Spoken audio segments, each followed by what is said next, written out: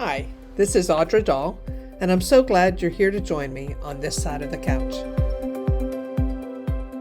Thank you for coming back and listening again. I took about a year off from doing this podcast, and I'd like to try to get back on track with that. So I appreciate your loyalty and coming back and listening now.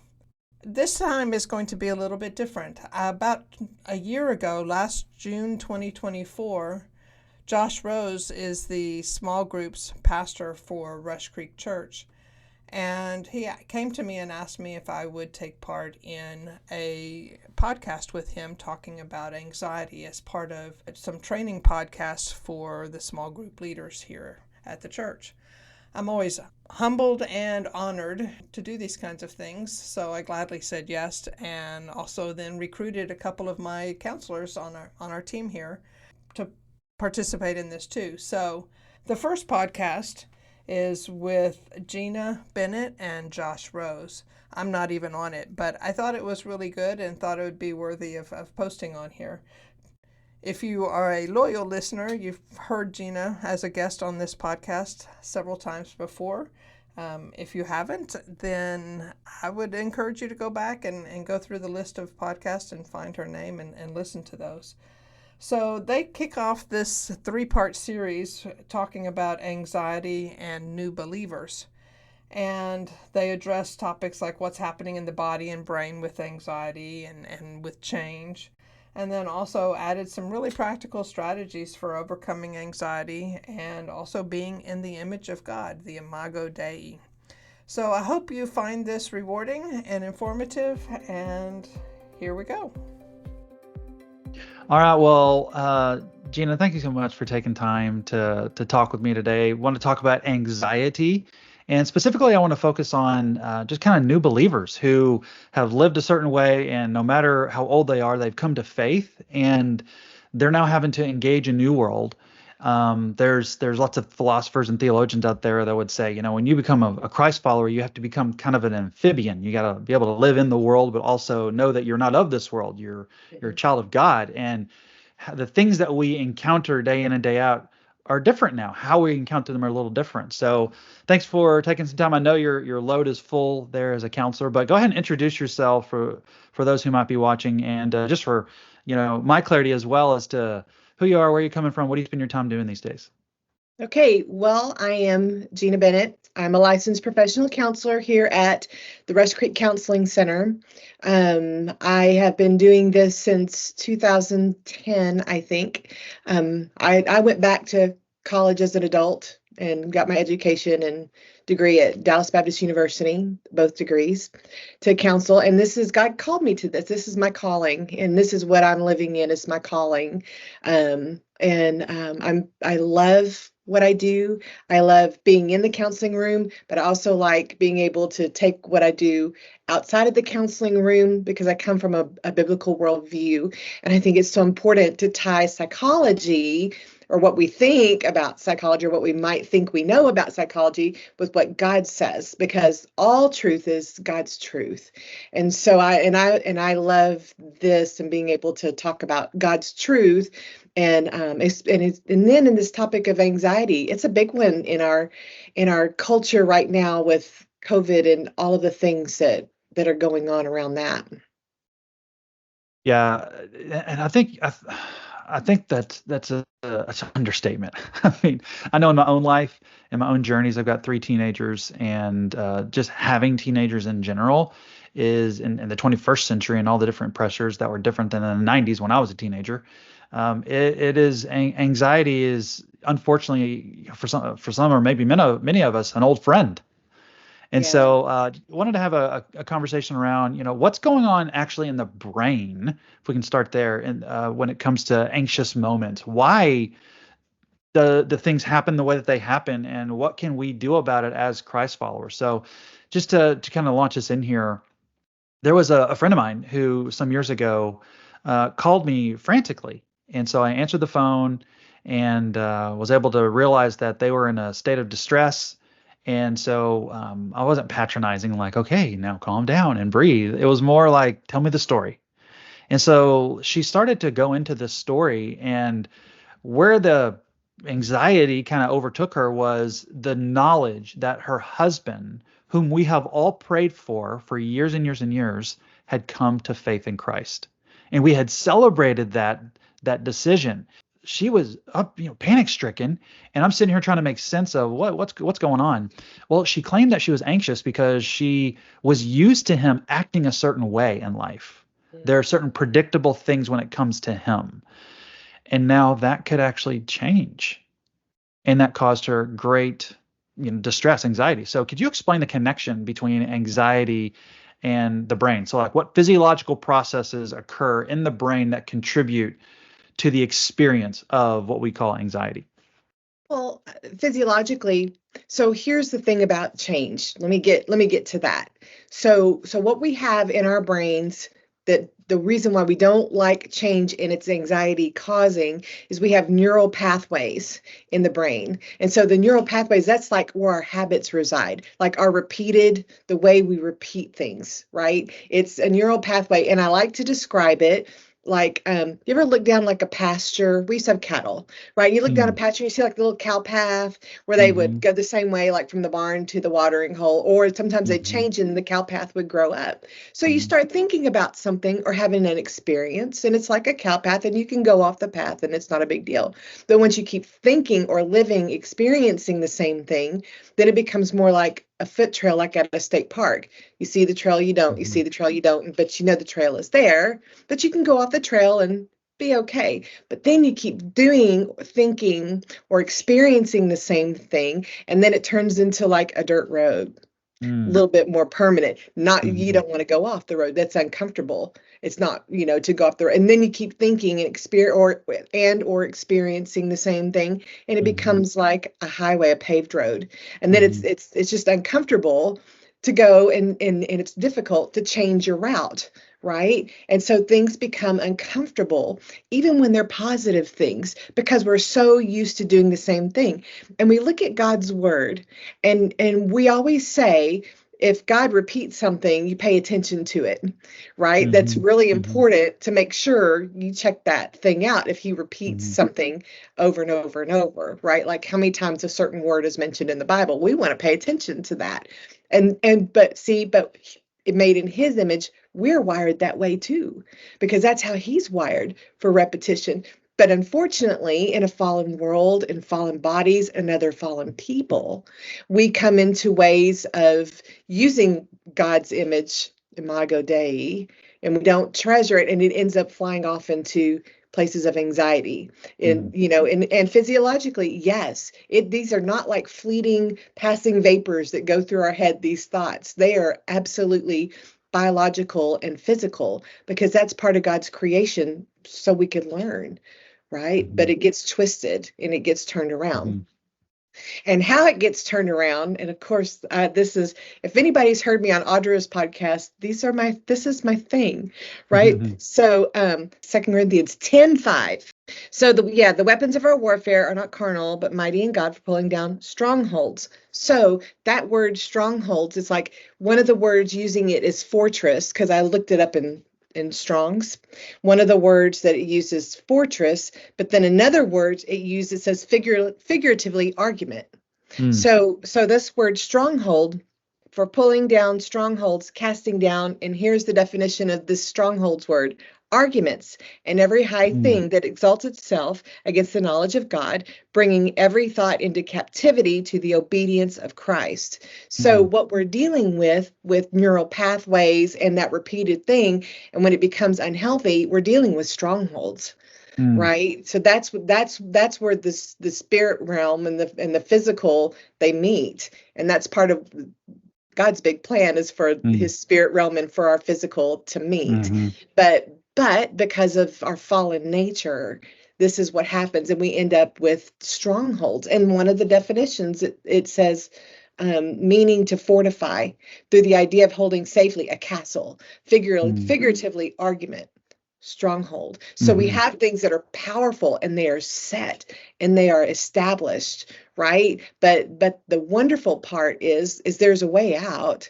There's always a way out, because God, he says that this one, Romans 12, 2, to not be conformed to the patterns of this world, but be transformed by the renewing of your mind. So these strongholds, they're not set. And that's one thing I think that happens with anxiety, and a lot of time it comes with trauma, is we think we're stuck. We think we have to be this way, and I think, and that's because our body experiences it so powerfully. One of the things, and that's one of the I think that because we feel it so intensely, we think that it's a permanent thing. That it has to be this way. I'm stuck in this. I don't know any other way. So now we're finding, okay, this is what's happening in the body. This is what's happening in your mind. The neural pathways in your brain, biologically it's firing. But God says, well, we have another way here of taking our thoughts captive. Mm-hmm. Yeah, that is. I love how you integrated the biblical worldview with a lot of science, because I think if you go on any social media like Instagram or TikTok and you follow any of these psychiatrists or neuroscientists, they have great explanations, but it's just cold hard material in the moment explanations of like, oh, okay, so it's like a machine, it's like super predictable. But the biblical worldview paints a different picture of like, hey, the world's not as it seems. There's a war going on, and the prize of this war is your heart. It wants the real you, your essence. It wants you to give full devotion to evil, not God. So I love that. So I had a friend once who I was riding. I can't remember where we were going, but we were riding along in the car, and we were just small talk, and the issue of money came up. And my friend, he made significantly more money than I did and do. And so I made a joke in the moment. We were again, very informal. We're friends. And I made a joke that, hey, it must be easier to not have to worry about XYZ with that type of salary, that income. And he laughed and he told me, well, it's the same anxiety, but with more zeros attached. Because if you mess up, the shrapnel goes farther. Wow. So it seems obvious, to everyone who's listening to this and everyone who, may never listen to this, that, anxiety is a thing that we have to deal with. But even anxiety disorders. So he was describing like a way of life of just living with anxiety. It's just kind of like a pet, Could you shed some light on why some people are more prone to experiencing anxiety than others? And are there maybe some specific brain structures, or maybe, I don't know, maybe even neurotransmitters that are involved that play a role in this?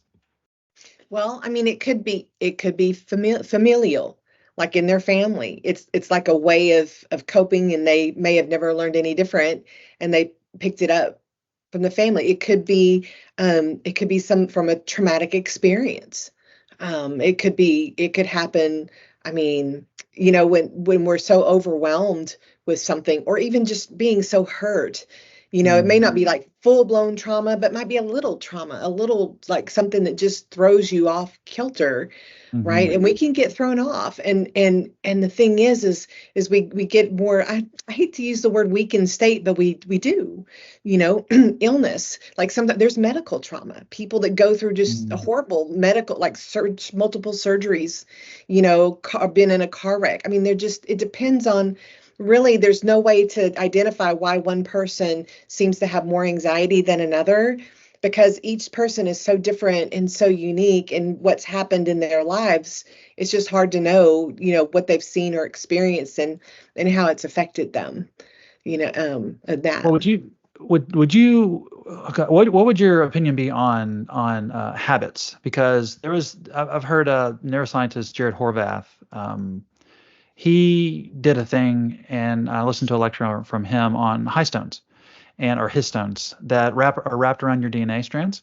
And those are things that control genetic expression. Like it's like a light switch, like the things that are hereditable.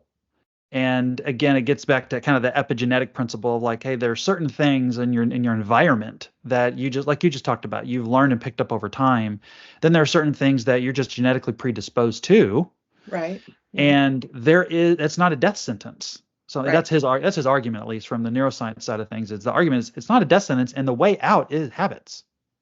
Right. Right. Well, that's the thing. I think one thing that I yes, I agree with him in that We are each individual, unique people. I am not my mother. I am not my father. I am Mm-hmm. not my sister, right? I am not, and you are not your mother. You are not your father. You are not your sister. You are not your brother. You are you. God Mm-hmm. made us one person. When He created Adam, He created Adam. There was no one else other than Him and God, and that relationship and Mm-hmm. the work that and the responsibility that He gave him, right? Then He created Eve, just her. She was one, her own unique individual, right? And then it says He presented them. He presented them. Like, my brain goes to, they had an option here, but Adam was like, whoo, bone of my bone, flesh of my flesh. But the thing is He did not create them together. He created them as a unique Mm-hmm. individual. And we may have received, and we have DNA, and I'm grateful how God has this beautiful design, but I'm also grateful that we are created in the image of God. And being Mm-hmm. created in the image of God, He is conforming us to His likeness, not my mother's likeness, not my father's likeness, not my great great grandmother's likeness and all the bad things that they did. And now I'm predisposed to do all these bad things. Okay, well, maybe that shows in the DNA. But what it comes down to is I am imago Dei. I am in the Mm-hmm. image of my creator, and He makes all things new. And whatever the habits or however He reforms me and reforms and transforms my thinking and in my essence and in my being, I can become like Him. I don't have to be like my family. And I Mm-hmm. think that's such a powerful thing. And even in our brains, like physiologically, what they used to believe that like brain injuries couldn't heal. Once it's dead. But what we found in God's amazing creation is neuroplasticity, that it does regenerate and it does heal. And to me, and He created our bodies in such a way that it heals itself. Mm-hmm. He has set up a framework in His creativity that like, you get a cold, what do? Your body beats. Mm-hmm. Sometimes we might need a little help from a doctor, but it heals itself. You break a bone, whether you go to the doctor and get it looked at and it's set right or not, it starts healing. And so on our brains, he's wired us the same way, even in our brains, even I down to our DNA, because we are made in the image of God. And He has given us everything we need for life and living in every single way, right? And that's where I stand on that, of it being Yeah. created in the image of my creator. Yeah, no, I think that's super, super clarifying for lots of people out there who might just be confused as to, I, the introduction of functioning MRI has Mhm. been just pioneering work for so many disciplines because, when you can put a scanner on your brain and have them do activities and learn what areas light up. I mean, all these Amazing. neuromyths are now, it's really amazing, but devoid of a biblical worldview, it can get kind of really scary. It can kind of create a little bit of anxiety just even to know of what is possible in the future. Can they read my thoughts someday? Can they do that? I mean, it's really, really scary. But let me change tunes a little bit here and go to the actual moments of anxiety. So this is Right. something that, having kids, having, a job as an adult, going through a doctoral programming, just my own journey, I have had moments where anxiety has hit me like a semi truck. And so I want, if you could, what exactly is going on in the brain when anxiety strikes? I mean, knowledge can be a powerful tool to understand what's happening to us in the moment, but are there identifiable patterns or changes in brain activity that can be observed with people in anxiety? And then how are these patterns different in people who don't have anxiety?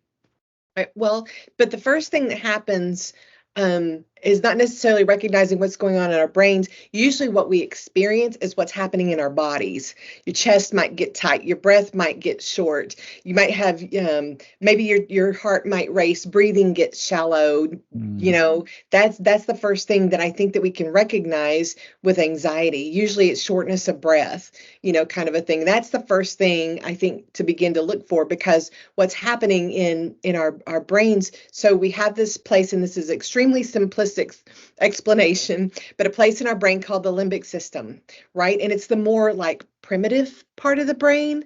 And but it's also known in some ways called the pleasure center too, hence the more primitive part of the brain. But when something scary happens, right? Like we learn about the fight, flight, freeze, and I always add fawn into that. So the fight, flight, and freeze. And so, but that's like a trauma response or a scare response when something's really like a frightening thing, like an anxiety-inducing event, whatever might happens immediately.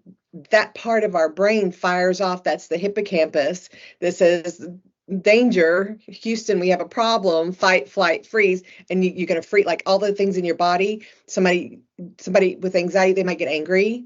That's the fight. They might just freeze up. You lose your words. I don't know what to think, right? Fright and the fight, flight, the freeze, and the flight of I got to get out of here. I'm out. I'm done. And so we can have, so it's really so that the anxiety response or that response is very like the trauma response. It's all in the same family, and it's all fear-based, right? So basically when anxiety hits, it's fear, and fear hits the hippocampus, and you're going to do that. But the thing is it teams up with your amygdala, which is like where our emotions are. And boy, those two team up, and then your prefrontal cortex, like your CEO of the brain, they don't cross over to that. That's when things fly, right? And sometimes people wake up from sleep with anxiety, having a panic attack, But the thing is also our bodies just hold on to it if we don't deal with it. If you don't work it out, you'll act it out. Even in sleep sometimes, because our body, there's a book, it's a weighty book, but The Body Keeps Score by Vanderkolk. And he talks about how our bodies hold on. That's why we wake up out of sleep. Like people say, I don't know what the triggering event was. I was sleeping. Well, that's because your body is just, if we don't work it out, it holds on to it and it'll come out some way, like an anxiety. Right. And that's what happens. That's kind of a simplistic way to put it, but that's what happens to us whenever it hits, and what things fire off, and what we can look for, and what we can know. And here's what I think is so important is we're not crazy. Number one, we're not crazy. And number two, we are not stuck. There are options. Even with anxiety, we do not have to be stuck. There are options that we can look towards, because God, he gives us a way out. He always, always, always gives us a way out. He may give us tools in his direction through his word, through reading. He might send us to a counselor, talk to a pastor, whatever it might be. With all of these things that are so overwhelming that go on, we do not have to be stuck in those things. Yeah, I love how you're describing that. I mean, the simplistic approach, I think it's really easy to grasp. So I've heard people say, and I think this could be helpful for those who are, new in Christ and are just trying to figure out this relationship, and now things that come against them in life that are unexpected or, anxiety inducing. I want to talk about like strategies of how to overcome. But so when we have these, if I'm not mistaken, there's cortisol, there's adrenaline, those things kind of flood the brain because it's getting you ready you got to get out of this situation, you got to survive. So, but having those prolonged, kind of your brain sitting in that bath is I've heard is not a good thing, versus the dopamine and oxytocin, which is something that's a little more preferable.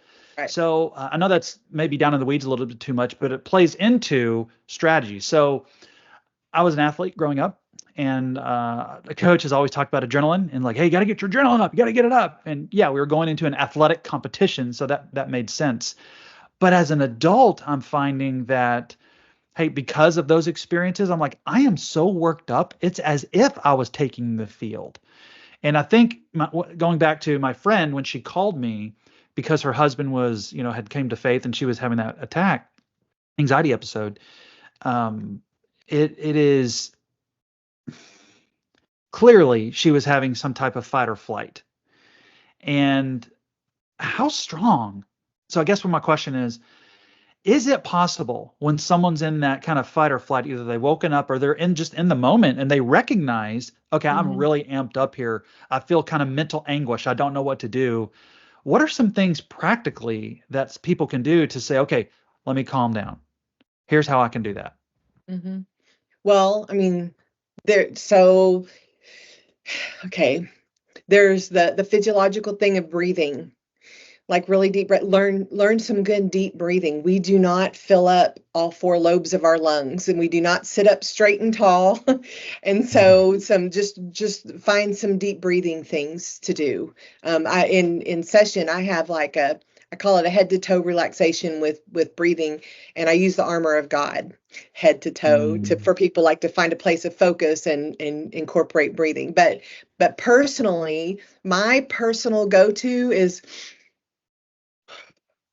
just fill up, breathe in through your nose because it filters, and out through your mouth. One of the things is maybe in through your nose, out through your mouth, and just picture it going out your fingertips. Just releasing, breathing, because when we don't get enough oxygen in our brains, we are not going to think clearly, right? And so that's part of it there. So that's one kind of a practical thing. That's something that I can do. And I have had experience where I couldn't get a breath. I've had 2 panic attacks in my whole life, right? And there was one when I was confined and I couldn't get a breath.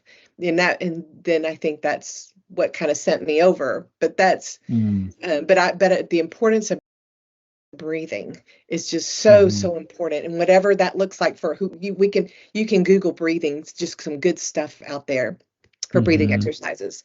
That's one thing. And then I'm going to tell you my favorite thing that I've found.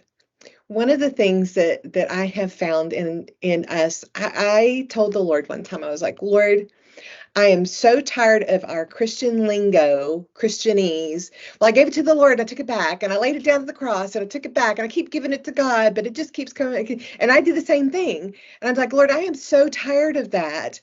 I just, what would you show me who you are? Would you show me, right? And so what I began to learn is this: when we have these places of anxiety, right? We are spirit beings. We are totally, our reality is with God. He is our reality. We are just acting out. To me, we are acting out the battle that's going on, and the victories that's going on in the spirit realm. That's what we are right now, as the spirit of God comes together with our physical, right? And so there's this battle that's going on, and He is our reality. And so what I'm finding is, because of the limitations of my physical, right, giving things up, what it does is it leaves an empty place. We always talk about the God space in us that only God can fill. But whenever I say, okay, Lord, here's this anxiety that I'm having today, right? And I lay it out before Him, what happens is I've taken it out, and I'm like, here, but it still leaves a place that's empty. And we're not created to be empty. We are created to be filled. But what I found about that place where the anxiety resides, Jesus doesn't live in that anxiety. That's not from Him. That the debilitating or the struggling anxiety. I'm going to get this healthy in a minute. But the unhealthy anxiety, He doesn't live there, right? And so what I've discovered is this: is I invite Jesus. I call it an unredeemed place. Because if He's not in it, it's not redeemed. Now, I'm a believer. I stand in that. I am saved, bought with the blood of Jesus, right? His death, burial, resurrection. It doesn't change my salvation. It doesn't change my position in Jesus at all. So that's not what I'm saying. What I am saying is, as a fallen image bearer, I still have these fallen, unredeemed places, the place of anxiety. And that when I give it to God, and there's this place there, I invite Him into that unredeemed place, and I'll pray, Lord, I've held on to this. Would you please come into this place of anxiety right now in the name of Jesus? And Lord, will you show me who you are in this place, in this anxiety? Would you redeem it for your glory? And or some however God, however you just Jesus, come in, help me. just come into this place, Lord, and would you begin to redeem this place, right? And so I have found, and about that's how we take thoughts captive, is we use the word literally a lot, and I don't like that, but I'm going to say literally invite him into the thoughts that you want to take captive. Would you come into my thoughts, Lord? Would you come into the place of anxiety? Will you come into this place of fear? Lord, my relationship is falling apart. I am inviting you into this place where I don't see you in this relationship. Right? Inviting him in. That's what it means by taking thoughts captive, right? In 2 Corinthians 5:10, and is taking that. And then also in 1 Peter, and this is, God is getting, I have a promise in this that's my thing, but here's the other thing that it says to do. So when we have anxiety, what we do is it's that stronghold, right? It's the arguments and thoughts that we put above God, right? That's out of that passage in 2 Corinthians 10. It's that we put above God. And when we put something above God, what is that? If we exalting, it's an idol, right? And so what we're saying is, oh, this is better, without even realizing we're doing it. I mean, because we're so in the natural, not the supernatural in our thinking, right? So we exalt. So here's what I'm finding when we invite God into those places, so they become under him, not over him, and we submit them to him. In 1 Peter 5, 6. Starting in verse 6, therefore, humble yourselves under the mighty hand of God, and he may exalt you in due time, casting all your care upon him, for he cares for you. Right? And so asking him and inviting him into the unredeemed places to redeem them, we're humbling ourselves, saying, okay, Lord, this thing that that I feel like separates me from you, I'm going to humble myself, Lord, and I'm going to bring it to you, right? And I'm going to cast my cares, which means our anxieties, and give that to you. Would you come into it? But here's the thing. It's a process. We do it over and over and over and over, because we are wired for repetition, and it's not comfortable, and it's hard, right? Because we're used to that paved road that we're so used to going on, or even we could describe it as a rut. Do the same thing. Next thing we know, we're in a rut, and we have to dig our way out, and it's not comfortable. So so doing it once, doing it twice, I'm saying you do it, and you keep submitting, and do not grow weary in doing good, choosing Jesus over and over, and you will reap a harvest in due season if you do not give up. Galatians 6:9. And I kind of call it a JBP, a Jena Bennet paraphrase in that one, because I added the choosing Jesus part, right? But that's what, and the reason why it doesn't work is we quit. We quit. We stop. Oh, that didn't work. That didn't benefit me. Well, it's about God, right? Your relationship with him. It's about him. And because you are Imago Dei, right? You are not Imago Josh, and I'm not Imago Jena. We are Imago Dei in the image of God, right? Yeah. So if we humble ourselves and submit to his, and being that fallen image bearer, and invite him into those places, things will begin to change. And what I found is, like, it may not, like the anxiety may not go away. It might subside, or God might lead you somewhere. There's to someone, or to his word, or to a resource that to help you with that anxiety as well, right? But if we have that submission, it changes everything if we constantly practice that. And I think that's an important practice as a believer, whether we're new believers. And I know so many people who have been believers probably half their life. They're like, why is this happening to me? I have followed God for 25 years. Well, you're a fallen image bearer, and we still have to learn how to submit those things, right? And then there's well, I thought I worked on that. I thought I worked that out. Yes, you did. But sometimes you work this thing out to get to this next thing. And then you work on this next thing to get to this next thing, right? And so if you think I've worked on that, humble yourself, therefore, under the mighty hand of God, and Yeah. He will lift you up in due time, right? So Yeah. that's a practical biblical thing, I think, based on those two scriptures, that I think is just so important, and it's so freeing and so liberating, and it's my personal practice. That's something that God led me to first, right? Mm. I mean, and this is something that's so important in my walk with the Lord, or I would be falling apart all the time, you know. Mm.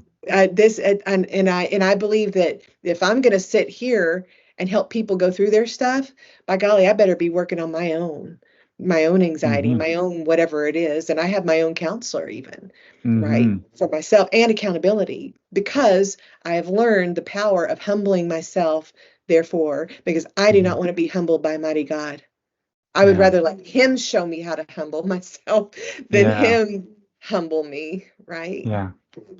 Well, I think that our conversation so far, and well, in its entirety, and I don't know if those who are watching, if they've watched clips of it, if they've scrubbed through certain parts of it, or if you've just watched the entire thing, if you're just starting out in Christ, or if you've been walking with Christ for a good long while, or if you feel like you're a failure, there's something in here for everyone. So your expertise has been outstanding and clarifying and filled with insight and scripture. So I truly appreciate it. And I hope you have a good rest of your day. Thank you. Thank you for having me. I appreciate it. Thanks so much for joining us on this side of the couch today. If you think it's been worth your time and energy, please like and subscribe and share it and tell your closest 10,000 friends. If this show has revealed that you could benefit from counseling, then the next step is certainly finding the right counselor for you. If you're in Texas, the Rush Creek Counseling Center is ready for you. Give us a call at 817-704-6991 or visit our website at rushcreekcounseling.org. That's Rush, R-U-S-H, Creek, C-R-E-E-K, counseling.org. If you are outside of Texas, I still encourage you to seek out a counselor and step onto that path of healing. Now go have an awesome day.